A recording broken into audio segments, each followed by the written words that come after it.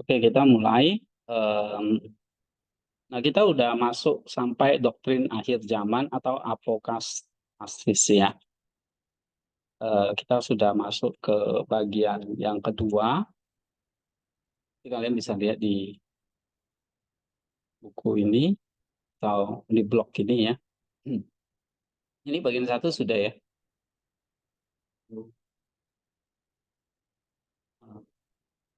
Bagian duanya nih ya. Terakhir baca sampai di sini. Hah, benar? Oke. Masuk ke dua. Dan tentang itunya, perhatikan eh, ini ya, misalnya dalam paragraf itu eh, ini namanya kalimat paragraf pembahasan gitu ya. Ya, dan yang juga dituntut nanti di dalam artikel itu adalah eh, itu nanti terakhir ya, waktu kalian kerjakan pendahuluan itu di langkah berapa itu kalau pendahuluan. Nah, pendahuluan itu di langkah ke setelah setelah metode ya. Kalau di sini langkah kelima ya, introduction-nya. Gitu. Nah, yang saya minta adalah kalian kerjakan hasil dan pembahasan ya untuk eh, minggu ke depan, 2 minggu ke depan, untuk minggu ke depan. eh, ini saya mushroom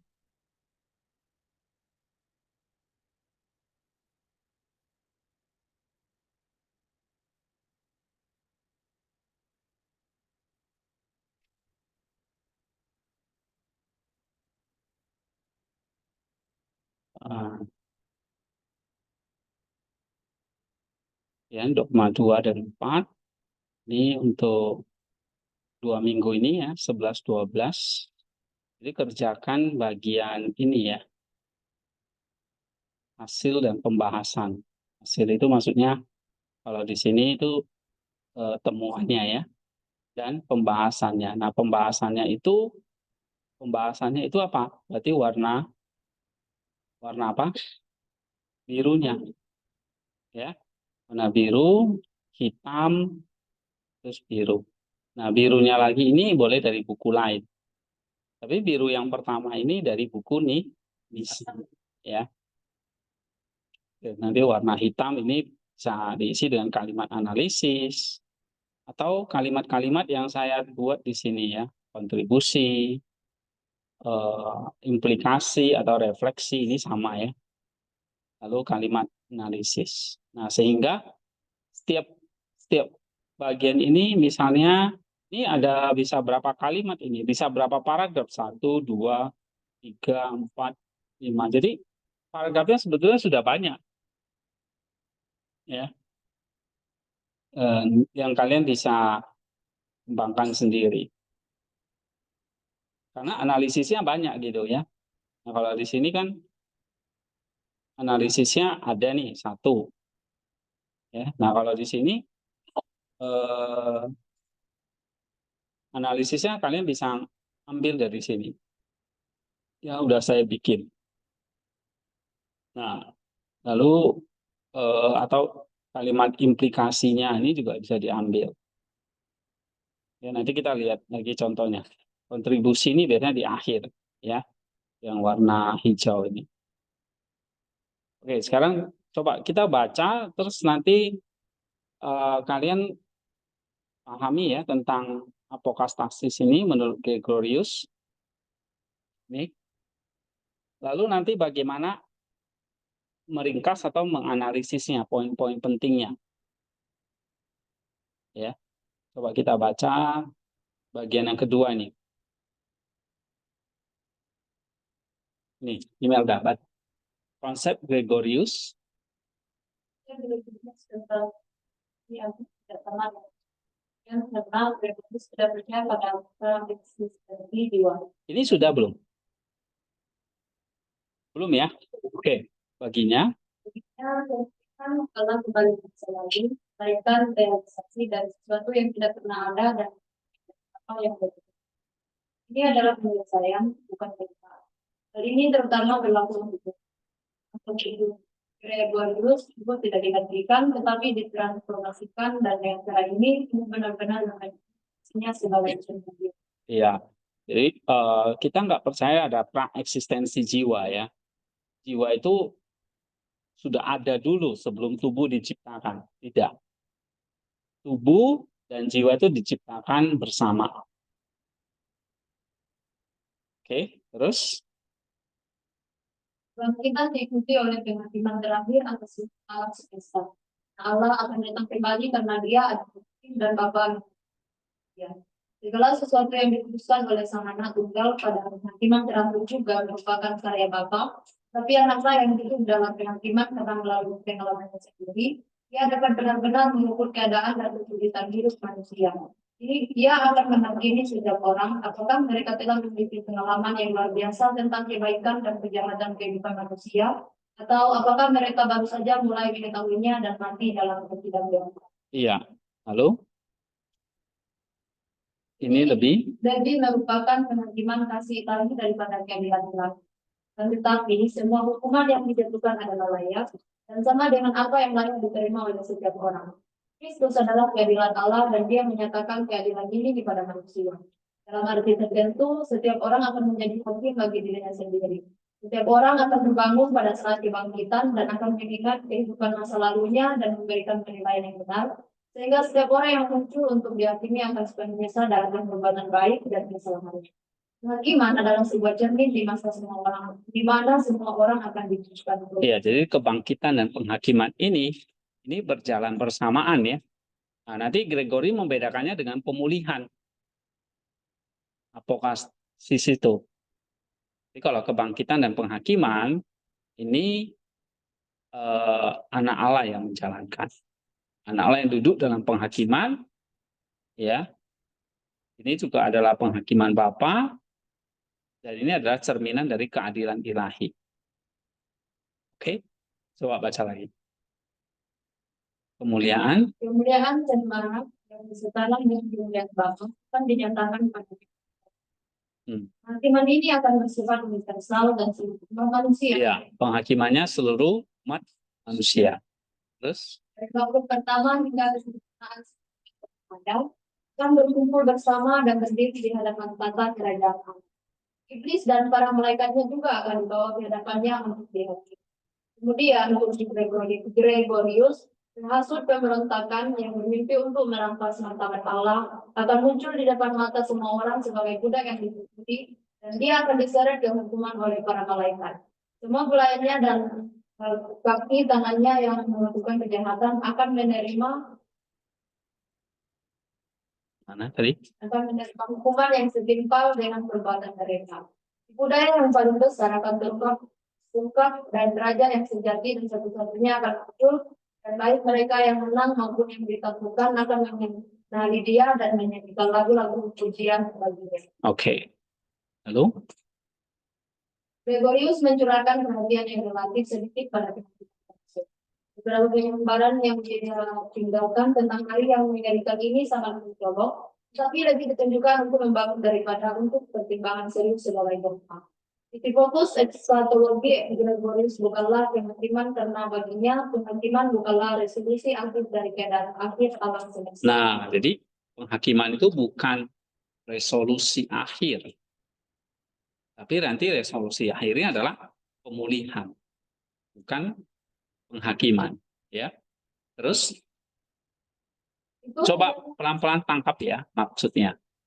Itu hanyalah rangkuman awal dari sejarah dan cermin penghakiman hanyalah permulaan dari hari ke-8 yang akan terus berlanjut setelah proses ini. Nah, ada hari ke-8. Inilah hari yang tanpa akhir itu. Lalu? Hanya kebangkitan dan penampakan Kristus di dalam kemuliaannya yang merupakan puncaknya. Penghakiman Sang Putra lebih merupakan penyungkapan aktivitas umat manusia daripada resolusinya dan hanya menyelesaikan sedikit hal yang baru. Iya. Terus? Kebahagiaan jiwa-jiwa yang benar telah ditentukan oleh kebangkitan dan siksaan bagi orang-orang berdosa telah dimulai bahkan sebelum kebangkitan dan akan terus berlanjut setelah penghakiman. Iya. Terus? Signifikansi terbesar dari penghakiman terakhir terletak pada pengharapan manusia. Akan hal itu karena konsep ini memotivasi kita dalam upaya kita di bumi untuk mencapai kesempurnaan agama dan moral. Terus? Penghakiman yang akan datang adalah ancaman bagi kita dalam kelemahan kita. Kebesaran penderitaan kita ini membuat kita takut akan hukuman dan mengajarkan kita untuk menghindari kejahatan. Kami membuat deskripsi kami tentang pengadilan yang berat ini seyakin mungkin hanya untuk mengajarkan pentingnya menjalani kehidupan yang baik dan demokrasi. Gregorius meminjam banyak doktrin tentang penghakiman terakhir dari Origen. Oke, terus? Gregorius menetapkan sebuah doktrin tentang pemulihan universal. Nah, ini ya. Jadi ada penghakiman, lalu nanti ada pemulihan universal. Nah, itu yang kalau bahasa Yunaninya apokastasis. Lalu? Partisipasi dalam kebahagiaan menanti setiap orang tulis. Beberapa orang mencapai hal ini melalui tindakan mereka dalam kehidupan di bumi, sedangkan yang lain harus melewati api kemudian. Namun pada akhirnya setelah sekian lama kejahatan akan lenyap dan tidak ada yang tersisa kecuali kebaikan. Ini akan menjadi penyelesaian kembalinya semua makhluk intelek ke keadaan semula ketika mereka pertama kali diciptakan ketika belum ada kejahatan. Dan akhirnya kejahatan akan lenyap dari keberadaan dan kembali menjadi tidak ada. Iya, karena kejahatan itu bukan eksistensi ya. Kejahatan itu hanya ketiadaan dari kebaikan. Maka pada akhirnya kejahatan itu akan lenyap. Yang ada kebaikan saja. Terus? Tidak ada jejak kejahatan yang akan tersisa dan kemudian keindahan kesamaan kita dengan Allah yang di dalamnya kita dibentuk pada awalnya. Nah, jadi akhirnya semua nanti akan kembali kepada keadaan semula sebelum ada dosa atau kejahatan. Itu yang dimaksud dengan pemulihan universalis. Terus? Ada suatu masalah ketika semua natur intelek membentuk satu kesatuan dan dengan memiliki perintah-perintah Allah, mereka menjelaskan diri mereka dengan keyakinan yang telah dibangun oleh juga melalui aktivitas. Tapi setelah dosa masuk ke dalam diri manusia pertama dan sampai saat itu, sama dengan kekuatan malaikat telah membentuk satu kesatuan, harmoni ilahi dari kesatuan ini telah dihancurkan. Suatu telah membuat manusia rentan terhadap tipu daya dan hal ini menyebabkan mereka jatuh. Manusia kehilangan persekutuan dengan para malaikat, sehingga melalui kejatuhan tersebut, keharmonisan intelek mereka dihapuskan. Setelah itu, manusia yang jatuh harus bekerja keras dan berkeringat untuk berjuang, membebaskan diri dari kuasa yang telah menguasai dirinya pada saat kejatuhan. Manusia bangkit kembali dan dia menerima sebagai hadiah atas kemenangannya atas musuh untuk berpartisipasi dalam pertemuan ilahi. Di dalam sidang ini, sifat-sifat manusia dan malaikat akan kembali dipersatukan dan membentuk umat ilahi. Iya, jadi manusia dan malaikat itu akan membentuk namanya umat ilahi. Ya. Nah, kalau menurut pandangan Nisa, ya semua malaikat nanti akan membentuk yang namanya umat ilahi. Ya, nanti ada satu masa ketika semua natur intelek membentuk satu kesatuan dan mereka akan menyelesaikan diri mereka dalam keharmonisan, ya. Lalu membentuk satu kesatuan harmoni ilahi dari kesatuan ini telah dihancurkan. Ya, nanti akan dibentuk kembali. Terus? Ini akan menjadi pesta besar dan tidak ada yang mengganggu kesatuan yang rendah maupun yang lebih tinggi akan bersukacita dalam cita-cita universal dan semua akan menyembah dan memuji Bapa melalui Putra dengan suara. Nah, itu dia. Ya, secara universal semua akan menyembah. Terus, Semua tabir akan bersikap dan sukacita dan kemuliaan bersama akan bersinar di dalam diri semua orang. Pilihan terakhir ini akan mencakup semua orang yang bersentuh atau manusia. Dan itu kemuliaan ini akan mencakup roh jahat dan penemu kejahatan itu sendiri pada akhirnya akan bergabung dalam pertemuan kebenaran. iya, termasuk juga roh-roh jahat. Ya, atau si iblis. Nah, lalu dia juga Dia juga akan diselamatkan karena selama 3 hari kematiannya Tuhan menyembuhkan ketiga bejana kejahatan, sifat-sifat jahat, jenis kelamin perempuan, dan jenis kelamin laki-laki. iya. Jadi pada akhirnya si iblis itu juga akan dipulihkan. Nah, ya. Terus Kejahatan akhirnya akan diusir bahkan dari bangsa ular, di mana sifat jahat pertama kali iya, itu tadi si iblis itu. Terus Sering bergelis tentang kemuliaan universal segala sesuatu ketiadaan semula didasarkan pada ada. iya, terus Itulah yang sama dari keduanya adalah bahwa kebaikan itu maha kuasa karena hanya kebaikanlah yang memiliki keberadaan sejati dan merupakan satu-satunya fondasi dan tujuan dari segala sesuatu yang nah ada. ini premisnya atau titik tolak nih. Apa bahwa kebaikan itu maha kuasa. Karena hanya kebaikanlah yang memiliki eksistensi atau keberadaan sejati. Kejahatan nggak ada, maka nanti kejahatan itu akan dipulihkan. Nah, terus Lalu ada yang lagi yang tidak berubah dalam segala hal, iya, selalu ada keharmonisan ilahi,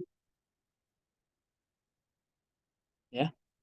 Terus dimanapun dan ketidakpuasan kita dalam menghadapi rantai yang diperlukan dari urusan segala sesuatu adalah sia-sia. Karena kita tidak tahu tujuan yang diarahkan oleh setiap hal dalam tatanan alam semesta.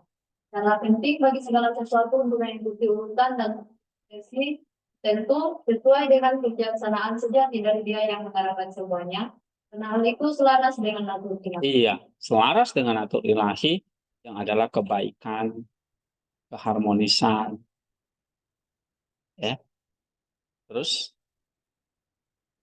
Gregorius memahami pertentangan antara yang baik dan yang jahat sebagai pertentangan antara keberadaan dan kehendak, antara apa yang diperlukan dan apa yang tidak bisa. Tidak ada kejahatan. Itu tidak ada, tetapi hanya terjadi atau terjadi sesekali. Hal ini diperlukan agar apa yang terjadi memiliki akhir, karena apa yang tidak selalu ada tidak selalu ada. Apa yang berasal dari apa yang berasal dapat bertahan sendiri secara vital hanya jika ada kehendak yang vital untuk melakukannya dan hanya melalui apa yang ada di vital. Hal itu dapat ada hanya dengan berpartisipasi dalam dia yang sungguh-sungguh ada dan melalui persekutuan dalam kebaikan yang kita. iya, jadi segala sesuatu itu kekal karena Tuhan itu kekal, maka segala sesuatu itu kekal dan menempel kepada yang kekal. Nah, kekal itu adalah kebaikan. Maka tidak mungkin ada kejahatan di situ. Ya. Nah, sehingga kejahatan itu nggak ada keberadaan yang kekal. Coba kamu imagine ya, Allah itu kekal. Allah itu baik nggak? Ada nggak keberadaan yang di luar Allah? Nggak ada. Jadi keberadaan itu pasti di dalam Allah. Dan kalau Allah itu baik, maka semuanya baik. Ya, kita berpartisipasi dalam Dia yang sungguh-sungguh ada dan melalui persekutuan dalam kebaikan yang kekal. Gitu. Sehingga memang tidak ada kejahatan di dalam Allah.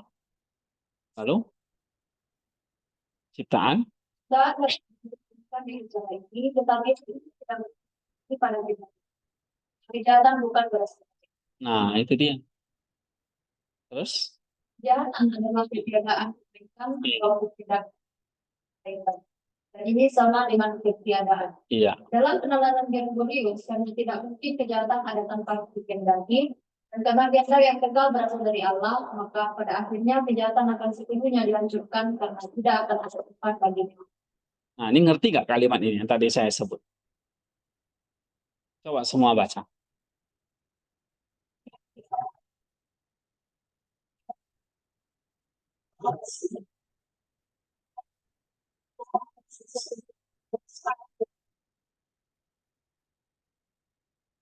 Coba jelasin maksudnya apa? Nah, kamu interpretasi coba. Atau kamu bahas dengan kata-katamu sendiri. pada saat ya, kehidupan kejahatan itu tidak masuk dalam sifat ketetapan pada akhirnya itu bisa dimusnahkan kegiatan tersebut semuanya itu yang baik. Ya, kejahatan itu timbul dari kehendak. Sedangkan kehendak itu, kehendak yang kekal itu, kalau namanya kekal pasti dari Allah. Nah, dalam diri Allah ada nggak tempat untuk kejahatan? Nah, otomatis kejahatan tidak. Tahu kan? Nah, itu premisnya. Maka ada namanya pemulihan universal. Kenapa pemulihan? Karena memang ada kejatuhan, ada kejahatan. Manusia ada dosa, dan iblis, roh jahat, malaikat yang jatuh. Tapi itu dipulihkan nanti.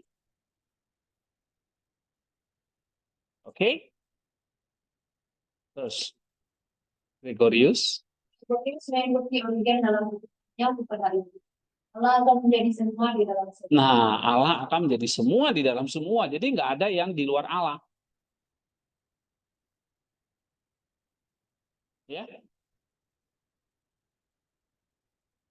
Semua di dalam Allah yang kekal. Maka semuanya itu kekal. Dan jadi semuanya itu baik. Sebab di dalam Allah tidak ada yang tidak baik. Semuanya baik. Oke? Terus? Dengan kitab suci ini mengajarkan kepada kita bahwa kejahatan akan sepenuhnya dihancurkan. Nah, kejahatan nanti akan dihancurkan. Karena jika Allah ada di dalam segala sesuatu, maka jelaslah bahwa Dia tidak ada di dalam makhluk yang jahat. Nah, kalau dia ada di dalam segala sesuatu, maka dia tidak mungkin ada di dalam kejahatan atau di dalam makhluk yang jahat atau di dalam dosa. Terus? Allah ada di dalam semua orang. Ini tidak ada seorang pun yang dapat dikatakan dari sini. Ya. Terus? Allah ada di dalam segala sesuatu berarti bahwa semua ada di dalam Allah dan mengambil bagian di dalam. Nah, itu dia. Paham nggak? Allah ada di dalam segala sesuatu, berarti semua ada di dalam Allah dan mengambil bagian di dalam kebaikan. Ya. Oke. Nah, ini sekarang kesimpulannya, ringkasannya atau analisisnya. Coba baca, Tono. Beda dengan optimisme atau egois dari Isa telah berarti eksistensi jiwa yang diajarkan oleh Origen. Dalam pandangannya, pemulihan akhir bukanlah kembalinya jiwa ke keadaan sebelumnya, tetapi realisasi dari potensi yang belum terpenuhi dan pencapaian yang belum pernah ada. Ini adalah penyelesaian yang bukan pelupaan. Dalam hal ini, itu tidak digantikan, tetapi ditransformasikan untuk benar-benar mencerminkan jiwa. Oke, jadi Greenisa itu menolak Origen dalam hal pra-eksistensi jiwa ya. Ada kebangkitan tubuh, tapi jiwa itu nanti akan mentransformasi. Ya. Lalu yang kedua, Kebangkitan dan penghakiman terakhir. Setelah kebangkitan universal menurut Gregorius, akan ada penghakiman terakhir. Yesus Kristus sebagai anak Allah dan hakim akan menghakimi seluruh umat manusia. Ini lebih merupakan manifestasi ilahi daripada keadilan ilahi yang keras. Kristus akan menghakimi berdasarkan pengalaman manusia dengan kebaikan dan kejahatan, dan setiap orang akan sadar akan perbuatan baik dan kesalahan sendiri. iya. Ini fase kebangkitan dan penghakiman akhir. Ya, tapi ada lagi yang namanya apa? Kemuliaan dan pemulihan universal. Coba baca. Dan pemulihan sal. Penghakiman terakhir akan diikuti dengan pengungkapan pemulihan anak yang setara dengan pemulihan Bapa. Ini adalah pertemuan universal di mana seluruh penciptaan termasuk iblis, para malaikatnya akan diyakini. Bagi Gregorius, kehakiman ini bukanlah resolusi akhir, tetapi lebih kepada cermin sejarah umat manusia dan permulaan dari hari ke-8 yang terus Ya, jadi pemulihan universal itu apa? Terjadi setelah penghakiman terakhir. Penghakiman terakhir itu kayak Allah itu dengan adil nanti membedakan yang mana kambing, yang mana domba, gitu ya. Yang mana orang yang benar, yang mana orang yang jahat. Oke? Nah, nanti setelah itu yang jahat akan dipulihkan. Nah, ini termasuk iblis dan para malaikatnya kan dihakimi. Tapi penghakiman bukan resolusi akhir. Ini hanya seperti cermin sejarah umat manusia dan permulaan dari hari ke-8 yang terus berlanjut. Ya. Nah, baru nanti ada penghakiman, setelah penghakiman lalu ada pemulihan. Coba baca Devi. pemulihan dan pemulihan. Gregorius menekankan bahwa proses pemulihan akan terus berlanjut bahkan setelah kebangkitan. Nah, itu dia. Setelah kebangkitan, pemurnian akan terus kepada siapa? Jiwa yang tidak murni. Dihakimi kedapatan jiwa yang tidak murni. Terus? Semua jiwa yang tidak murni harus melalui proses pemulihan. Nah, itu kan. Terus?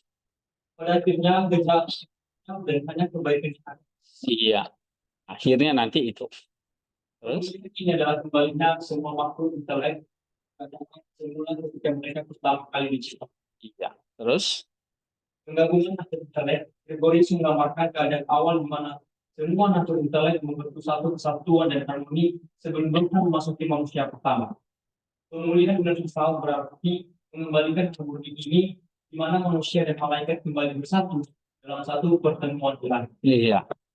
Jadi antara manusia dan malaikat itu nanti semua bersatu dalam kesatuan harmoni atau dalam pertemuan ilahi, satu umat ilahi namanya.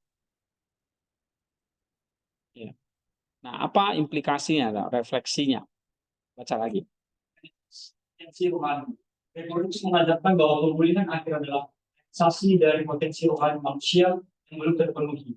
Ini adalah panggilan untuk hidup dalam cara yang menerima, mencerminkan gambar Allah dalam dan berusaha mencapai kesempurnaan rohani yang telah Tuhan rencanakan sejak awal. Pemulihan bukan sekedar kembali ke masa lalu, tetapi pencapaian dan transformasi kondisi yang lebih tinggi. Terus? Kebangkitan sebagai transformasi. Pemahaman Gregorius tentang kebangkitan sebagai transformasi tubuh mengajarkan kita bahwa kebangkitan adalah pemulihan dan pembaruan total. Bukan sekedar kebangkitan tubuh fisik, tubuh kita akan dipulihkan dalam kemuliaan, cerminkan jiwa yang telah diberikan. Ini mengingatkan kita akan pentingnya menjaga kesucian tubuh dan jiwa kita saat ini. Iya. Terus?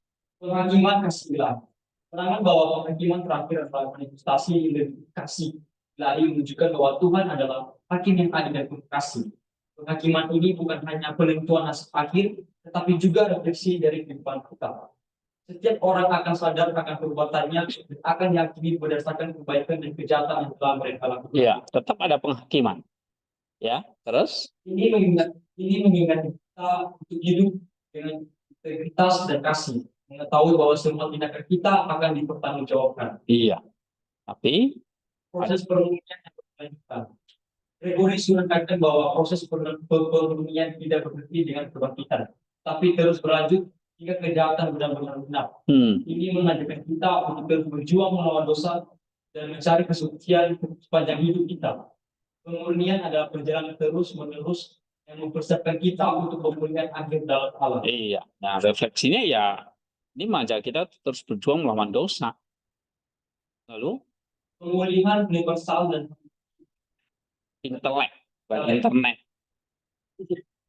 Doktrin pemulihan universal Gregorius menekankan bahwa pada akhirnya semua makhluk intelek akan dipersatukan kembali dalam hal penciptaan. Iya. Ini memberikan harapan bahwa semua ciptaan akan mencapai kesatuan dalam alam, kejahatan akan lenyap sebelumnya. Harmoni ini mengingatkan kita akan tujuan akhir kita untuk bersatu dalam kasih dan kemuliaan alam. Iya. Paham ya? Jadi kalau ada harapan ini bahwa Semua ciptaan akan mencapai kesatuan dalam Allah. Dan kejahatan akan lenyap seperti. Ya. Oke, kontribusinya. Kontribusi. Lalu bahwa doktrin apakah stasis Senator Gregorius dari Nisa menandakan bahwa tentang realisasi potensi rohani, formasi kebangkitan, akibat kasih ilahi, proses pemurnian dan berkelanjutan, dan kemudian universal. Nah, kamu lihat tuh, ada berapa tema ini? 1, 2, 3, 4, minimal 5 paragraf ini kamu bisa ambil. Ya kan? Lihat di kontribusi ini kan topik-topiknya ini tentang penghakiman, tentang realisasi potensi rohani, tentang ada pemulihan universal, tentang pemurnian berkelanjutan. Jadi kamu lihat di sini analisisnya ada 1, 2, 3, 4, 5, ya kan? Nah, minimal 5 paragraf kamu bisa kutip, kamu bikin. Ya. Oke. Nah, baca lagi.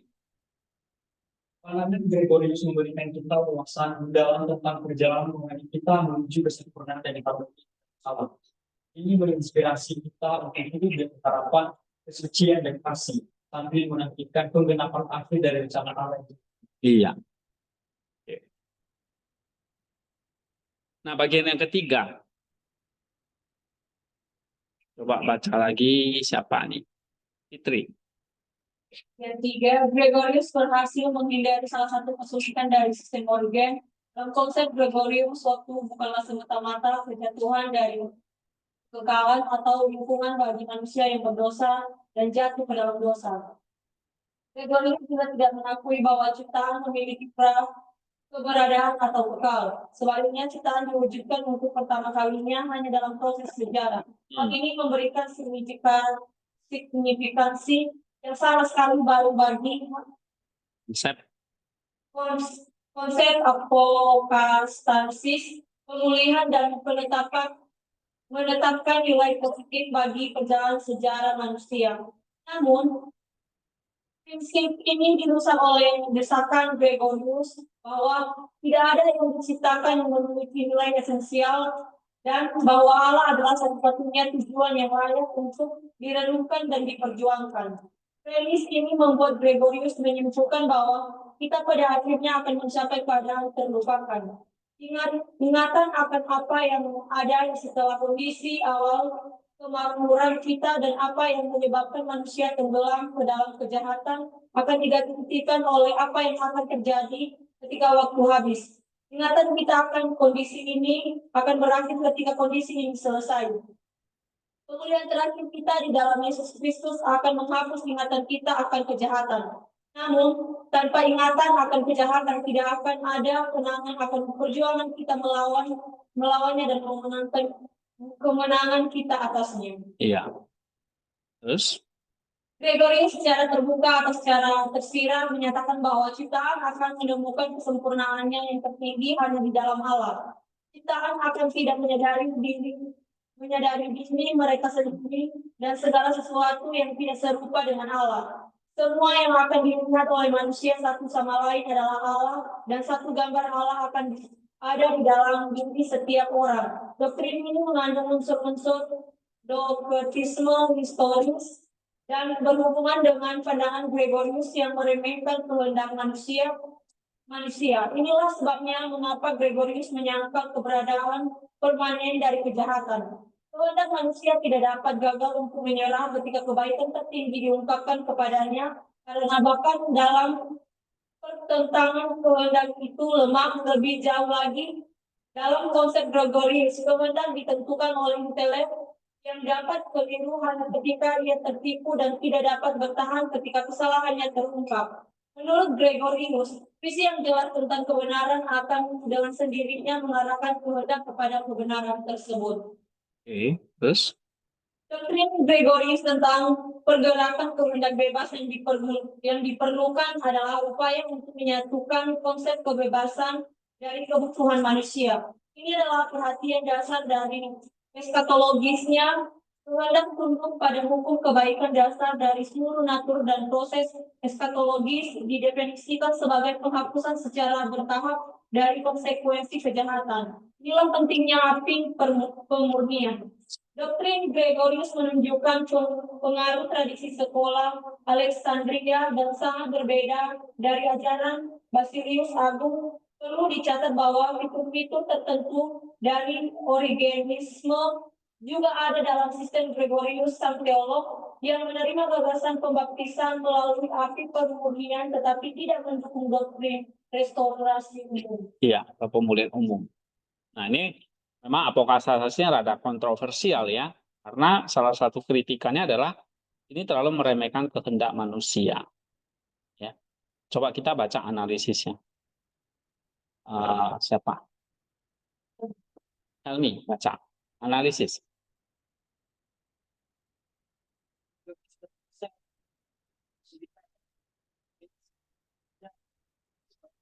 Dari Tuhan atau dukungan bagi manusia berdosa. Sebaliknya, ia menegaskan bahwa ciptaan diwujudkan untuk pertama kalinya dalam proses sejarah, menolak proses perencanaan setelah ciptaan. Ini memberikan signifikansi baru bagi konsep apokatasis atau pemulihan, serta menetapkan nilai positif bagi perjalanan sejarah manusia. Oke, yang kedua. Pemulihan dalam Kristus. Dalam konsep Gregorius, pemulihan tidak hanya kembali ke masa lalu, akan pencapaian dari sesuatu yang belum pernah ada dan penyelesaian yang belum terpenuhi. Ini adalah penyelesaian dan transformasi total, bukan pelupaan. Namun dia juga mengakui bahwa pemulihan ini pada akhirnya akan menghapus ingatan kita akan kejahatan dan perjuangan melawan dosa. Sehingga kita hanya akan mengingat kebaikan dan keberadaan dalam Allah. Iya, dalam pemulihan dalam Kristus itu ya kita tidak mengingat lagi perjalanan kita, kejahatan kita. Ya, yang kita ingat hanya kebaikan dan keberadaan dalam Allah. Nah, tentang waktu dan ciptaan itu, ya, Nisa itu tidak menganggap waktu sebagai kejatuhan dari kekekalan atau lingkungan bagi manusia berdosa. Tapi ciptaan itu diwujudkan pertama kali di dalam sejarah, di dalam waktu. Ini tidak ada namanya prakeberadaan atau kekekalan ciptaan. Ya, ciptaan ada dari tidak ada menjadi ada. Dan ada dan terus akan ada. Gitu. Bukan lagi dari tidak ada menjadi ada, dari ada terus menjadi tidak ada lagi. Enggak. Dari tidak ada menjadi ada dan terus ada. Ya. Oke, sekarang nih pendekatan kasih dan kehendak manusia. Baca lagi. Pendekatan kasih dan ya, Gregorius menyatakan bahwa ciptaan akan kesempurnaannya yang tinggi hanya yang Allah. Karena semua yang diciptakan tidak akan dari diri mereka sendiri atau segala sesuatu yang tidak serupa dengan Allah. Semuanya yang dilihat manusia adalah Allah. Satu gambar Allah di dalam diri setiap orang. Ini berhubungan dengan pandangan Gregorius yang meremehkan kehendak manusia, di mana kehendak ditentukan oleh intelek dapat keliru hanya jika tertipu. Iya. Nah, ciptaan itu akan menemukan kesempurnaan tertinggi di dalam Allah. Maka semua yang diciptakan itu apa? Tidak akan menyadari diri mereka sendiri atau segala sesuatu yang tidak serupa dengan Allah. Hanya nanti semua ciptaan atau semua yang diciptakan oleh Allah, nanti manusia itu akan melihatnya itu adalah seperti satu gambar Allah di dalam diri setiap orang. Ya. Oke. Integrasi. Kebebasan dan kebutuhan manusia. Gregorius mencoba menyatukan proses kebebasan dan kebutuhan manusia dalam doktrin pergerakan kehendak bebas yang diperlukan. Karena manusia tunduk pada hukum kebaikan dasar dari seluruh natur dan proses eskatologis. Didefinisikan sebagai penghapusan bertahap dari konsekuensi kejahatan. Api pembuktian dalam pandangannya menunjukkan pengaruh dari tradisi sekolah Alexandria dan berbeda dari ajaran persugihan agung. Iya, ini ada api pemurnian yang dipegang oleh Gregorius untuk memurnikan jiwa-jiwa yang nggak benar itu. Ya, nah, ini apokatastasis. Ini beda dengan purgatoriumnya Katolik ya. Kalau purgatorium itu hanya untuk pemurnian yang terbatas. Sedangkan api pemurnian di sini ini universal. Ya. Oke, refleksinya sekarang. Baca wiki. Nilai positif. Positif dari sejarah manusia. Hmm. Sedangkan Gregorius menunjukkan sisi positif pada sejarah manusia, di mana setiap pengalaman dan perjalanan awal baik dari bencana pemulihan yang lebih besar.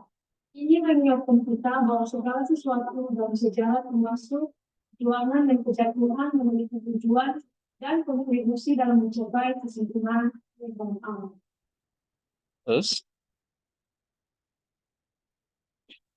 Pemulihan sebagai transformasi total. Pemulihan menurut Gregorius adalah transformasi total yang melampaui sekadar kembali ke keadaan awal. Ini mengajarkan kita bahwa pemulihan dalam Kristus bukan hanya tentang memulihkan apa yang hilang, tapi tentang mencapai kondisi baru yang lebih baik dan lebih lengkap.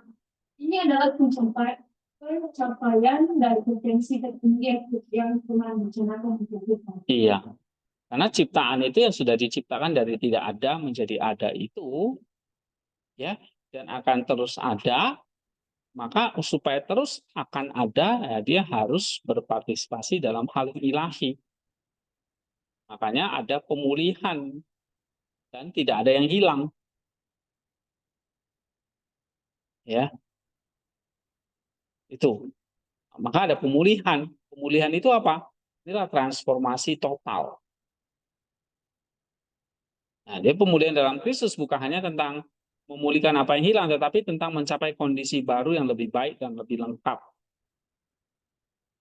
Ya. Terus Turun pada kebaikan. Gregorius menekankan bahwa undang manusia pada akhirnya akan tunduk dan kebaikan tertinggi yang diungkapkan oleh Allah. Ini mengajarkan kita bahwa dalam menghadapi kebenaran dan kebaikan sejati, hendak manusia akan diarahkan untuk memilih kebenaran tersebut.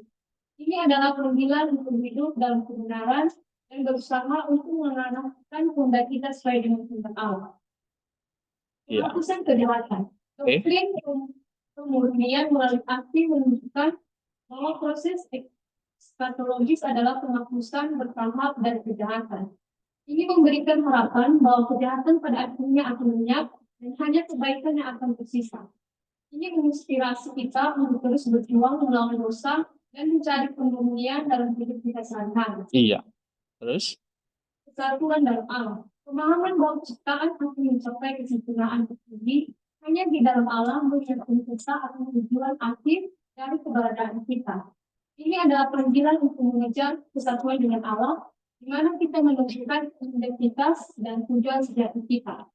Kesatuan ini mengajarkan kita untuk hidup dengan fokus pada Allah dan mencari untuk mencerminkan gambarnya dalam setiap aspek hidup kita. iya.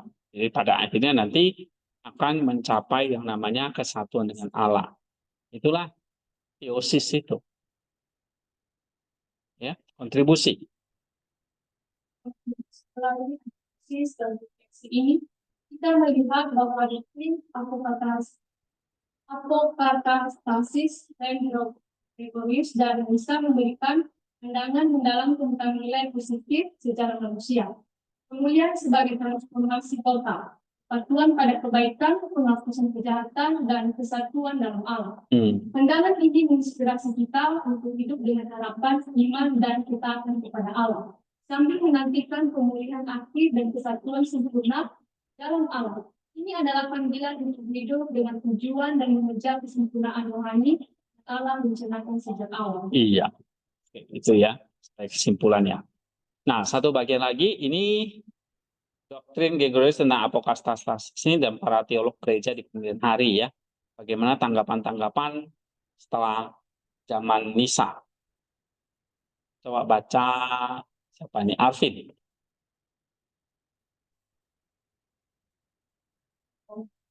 orang-orang sejaman dengan Gregorius tidak merespon psikologinya. Jadi ini pertama kali dievaluasi oleh karena Arsanovius yang meninggal sekitar tahun Arsanovius. yang meninggal sekitar tahun 550. Ya, jadi kira-kira 100 tahun kemudian ini baru ada orang yang tanggapi. Ya, terus Yang menganggap bahwa Gregorius adalah seorang murid Austrian. Lagi Gregorius kemudian diperiksa oleh Maximus sang pengaku menafsirkan doktrinnya tentang pemulihan universal sebagai kebalikan setiap jiwa pada kontemplasi Allah, merupakan realisasi dari totalitas kemampuan jiwa. Oke, nanti kita bandingkan dengan Maximus ya. Karena Maximus juga mengkritisi ya atau mengevaluasi pandangan dari Nisa ini. Ya. Nah, nanti kita lanjut di buku ini ya, eskatologi dari Saint Maximus. Ya, tapi nanti kita bahas ini dulu. Terus Sudah sepantasnya bahwa sebagaimana si mengaku pada waktu yang telah ditentukan akan dibuat tidak dapat rusak melalui kebangkitan tadi. Demikian juga kemampuan jiwa yang rusak akan menghilangkan gambaran-gambaran cacat terkandung di dalamnya selama beberapa abad. iya, Jiwa akan mencapai batas zaman tanpa menemukan kedamaian dan akhirnya akan datang kepada Allah tanpa batas. Dengan demikian, ia akan mengenali yang baik tetapi belum berpartisipasi di dalamnya. Jiwa akan kembali kepada dirinya sendiri dengan segala kemampuannya dan akan dikembalikan ke keadaan semula. Maka yang menjadi jelas bahwa Sang Pencipta bukanlah pencipta dosa. oke. Terus Maximus membedakan antara ego gnosis, pengetahuan tentang kebenaran ilahi, dan netesis, partisipasi dalam keilahian yang membutuhkan gerakan kehendak yang pasti. Konsep Gregorius berbeda dengan ini karena Gregorius tidak membedakan antara kesedaran akan kebaikan dan kecenderungan kehendak-kehendaknya. iya. Oke, terus Penafsiran Maximus tidak memuaskan orang-orang sejamannya. Berapa dosa kemudian, pria Herman menyatakan bahwa elemen-elemen origenisme dalam teologi Gregorius adalah interpolasi. Meskipun teorinya tidak dapat diterima karena integritas organik dari sistem Gregorius, dangannya didukung oleh Patria Photius dan mewakili cara Gregorius dipahami pada abad ke-8 dan ke-9. Terus sikap diam Justinianus dalam suratnya tentang Gregorius kepada Menas, pria Konstantinopel, serta sikap diam para konsili ekumenis kelima dapat dijelaskan oleh situasi saat mereka menulis. Mereka terutama peduli untuk menyangkal doktrin origenisme yang berasal dari premis Origen tentang keberadaan jiwa dan natur spiritual yang murni dari semua makhluk ditolak oleh Gregorius. Iya. Dengan pemikiran inilah para Bapak Kursini mengumumkan untuk mereka terhadap mereka yang menerima keberadaan jiwa dan apokatastasis yang terkait dengannya. Nah, otoritas dan kesucian Gregorius yang diterima secara umum saat menentang origenisme pada abad ke-6 cenderung untuk tetap diam terhadap pandangan-pandangannya yang jika tidak ada sama dengan setidaknya mengingatkan kepada kita pada ajaran-ajaran Origen yang tidak bermoral, tidak murni dan kriminal. Namun Origenisme Gregorius tidak sepenuhnya tidak berpengaruh terhadap otoritasnya, dan yang lebih jarang dibaca dan dikutip dari bapak-bapak tertinggi lainnya. Iya. Jadi memang konsili kelima itu kan mengutuk ajaran Origen. Ya, jadi Origen itu bukan bapak gereja ya. Dia hanya salah satu pemikir atau teolog dalam gereja mula-mula yang doktrinnya banyak dipakai oleh Gregorius. Tapi ada beberapa hal yang ditentang oleh Gregorius, dan para bapak gereja kelima itu melihat Gregorius sebagai bapak gereja yang positif, ya, karena kesucian hidupnya, jiwanya, ya, sehingga doktrin apokasas ini cenderung diabaikan oleh mereka, sehingga Nisa itu nggak dikutuk ya, bersama dengan Origen pada zaman itu. Oke, coba kita baca analisisnya. Nih, Ika. Respon awal. Respon awal terhadap eskatologi eskatologi tentang apokastasi, awalnya tidak mendapatkan respon dari orang-orang sezamannya. Pada sekitar tahun 550, Bartholomeus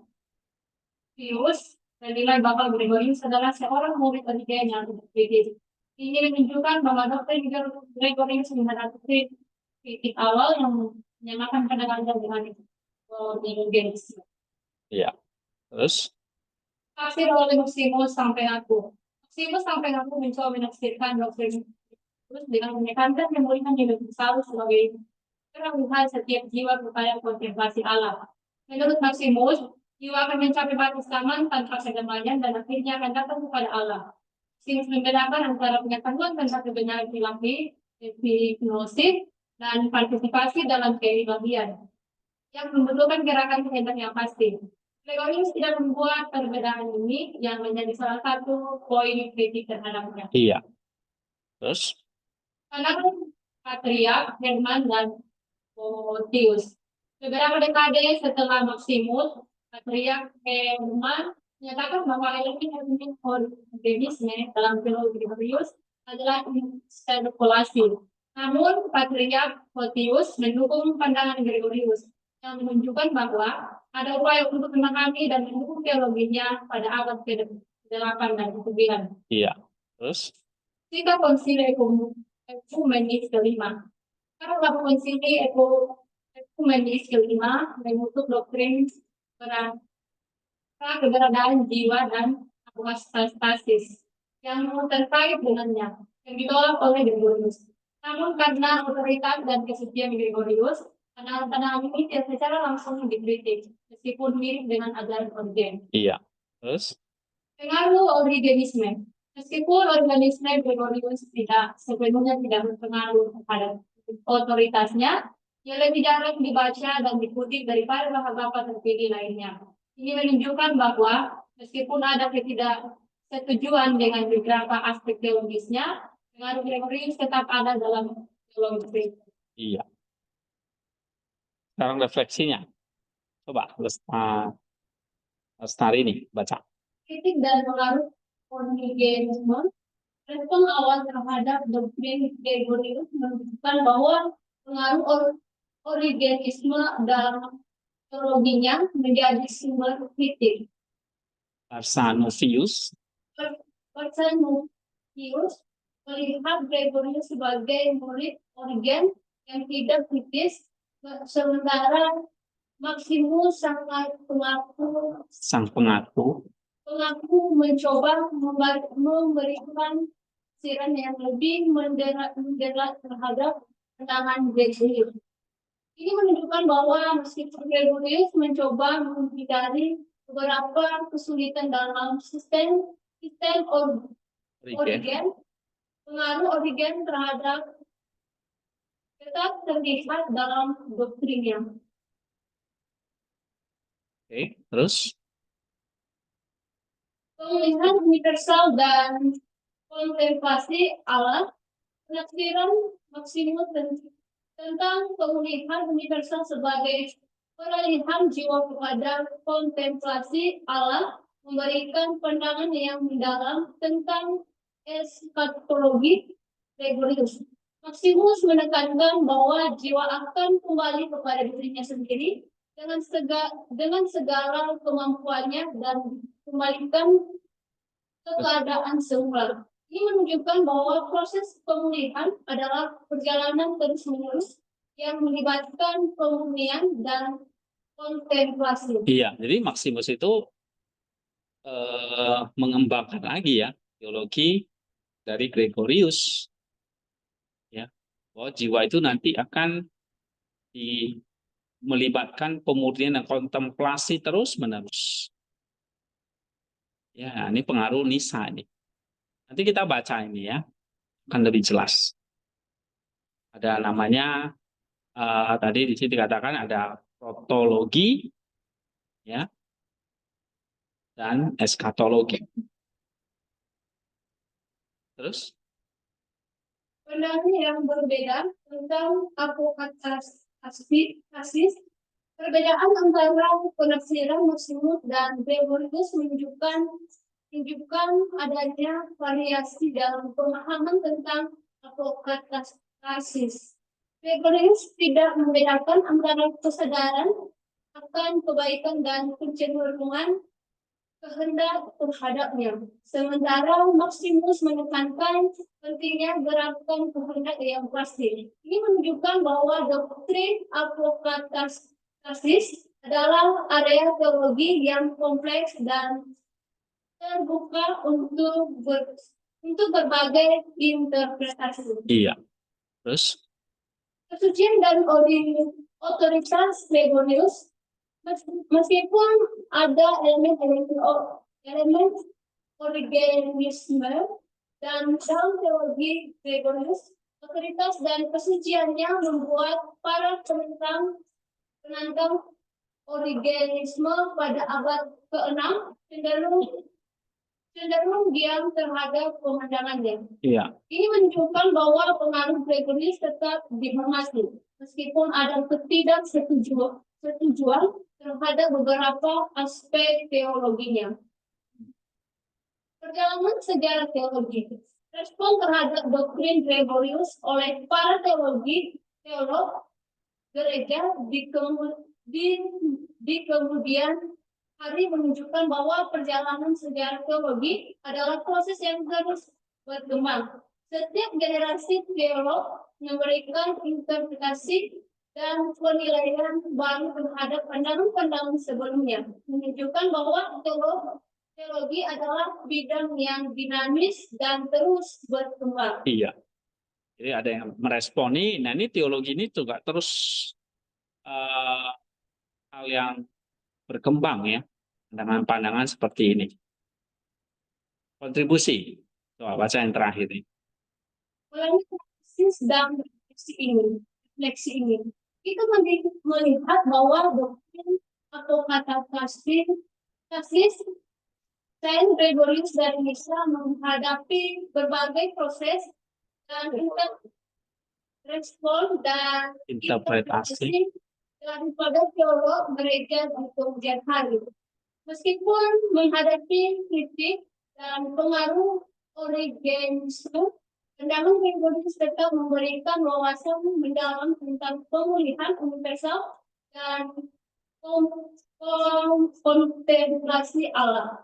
Pandangan ini menginspirasi kita untuk terus merenungkan dan mengeksplorasi doktrin teologis sambil menghormati warisan daripada para bapak gereja. Iya, warisan dari para bapak gereja. Oke. Ada pertanyaan di sini? Jadi Gregorius itu tidak dikutuk di konsili kelima karena salah satunya ada pembelanya Maximus, ya, kemudian juga kesucian hidupnya dan otoritasnya itu yang membuat pengaruhnya itu sangat dihormati. Ya, walaupun memang ada ketidaksetujuan terhadap beberapa aspek teologinya. Ya. Dan ini terus berkembang ya. Sampai sekarang memang eskatologinya ya banyak yang pro dan kontra. Ya. Dia mengatakan terlalu origen. Ya. Jadi ini tidak ortodoks. Tapi ya kalau kita belajar ini dieksplor terus dan akan ada kemungkinan memang ada pemulihan universal itu. Ya, nah, maka kontribusi Origen ini sebetulnya ya Ini menginspirasi kita untuk terus merenungkan dan mengeksplorasi doktrin teologis ini. Ya. Nah, belajar teologi itu tidak lepas dari pergumulan iman kita, doa kita. Bagaimana rencana Allah atau kehendak Allah itu dinyatakan ya. Oke, ada pertanyaan nggak?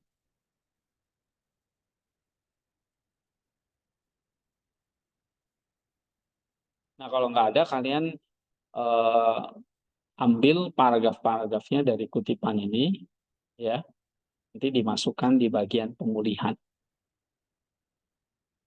Oke, kalau nggak ada, nanti kita break dulu sebentar, terus habis itu kita mau bahas tentang Maximus, ya. Nah, Maximus ini sebetulnya lengkap. Ini sistematiknya teologinya juga, mulai dari dia bahas tentang wahyu, jadi kita bisa mengerti tentang Allah dan sebagainya itu karena ada wahyu, ya. Nah, baru dia ceritakan tentang Allah, oke, Allah Tritunggal di sini, lalu ada penciptaan, logos dan logoi, termasuk manusia dan kejatuhannya, lalu penebusan, inkarnasi dan penebusan, lalu tentang hidup manusia dan gereja, lalu eskatologi, terakhir teosis. Jadi sejarah manusia itu seperti itu, ya, atau teologi itu ya seperti itu. Ciptaan, ada Allah, penciptaan, terus keselamatan, eh, eskatologi, keselamatan, terus eh, gereja, eskatologi, dan akhirnya teosis. Ya, nah ini nanti kalian bisa baca di buku ini nih, ya. Oke, siapa Saint Maximus? Siapa dia? Lalu teologi-teologi inti-intinya ini. Oke, ini Konsilium ke-6, ini tambahan, Bapak kami tambahan. Nah, kita mau, karena kita lagi bahas eskatologi, nanti kita langsung ke eskatologinya ya, kita tambahkan dari yang disempurnakan oleh Maximus. Jadi dasarnya dari Nisa, tapi nanti disempurnakan oleh Maximus. Ya, ini saya kira belum ada yang bahas secara khusus ya, mengkaitkan antara Maximus dan Nisa dalam hal eskatologi. Ini bisa jadi satu artikel ilmiah sebetulnya, atau jadi buku bahkan. Oke, ada pertanyaan? Kalau nggak ada, cuci muka dulu, ya, mandi. Ya, habis mandi udah selesai kelas. Oke, kita break dulu. Siapa? Oh iya, Wiki. Apa Wiki?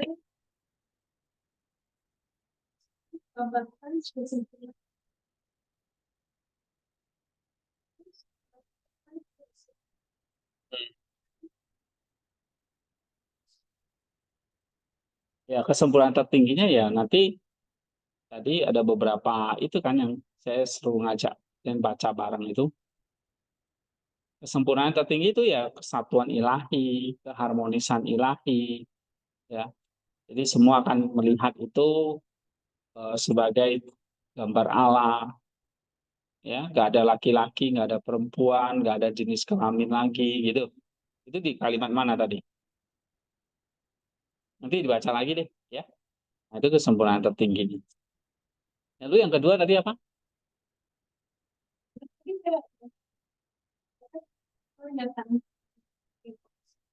Bisa, mas kita bisa menerima punya tidur di sini, gimana dia bisa berikut ya, Ya dia kan pasti belajar ya dari Bapak Gereja, dari Origen, dari Basil, dan juga doa-doa dia,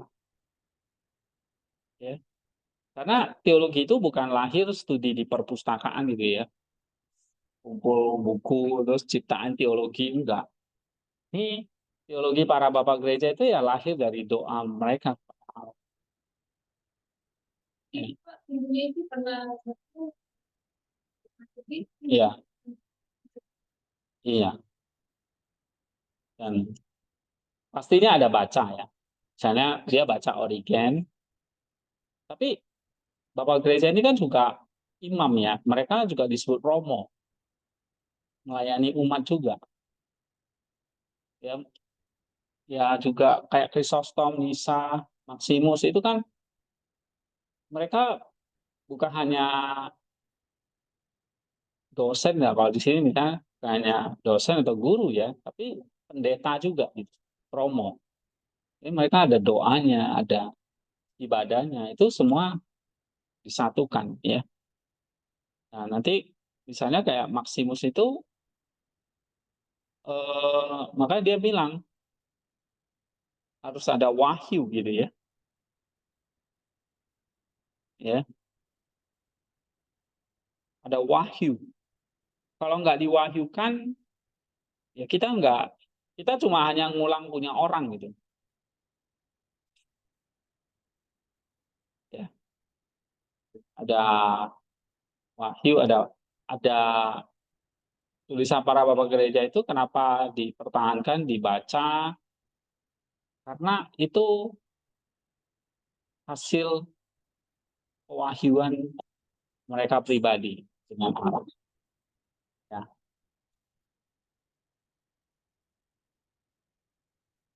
Oke, nah, kan kita pernah bahas tentang teologi dan doa itu. Sumber dari teologi itu adalah doa. Tanpa doa ya tidak ada wahyu, tidak ada teologi. Jadi bukan kayak studi akademis seperti kita ya.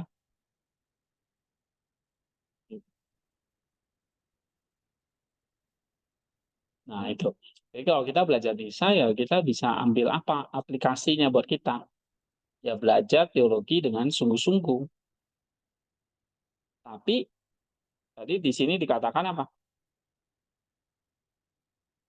Refleksinya.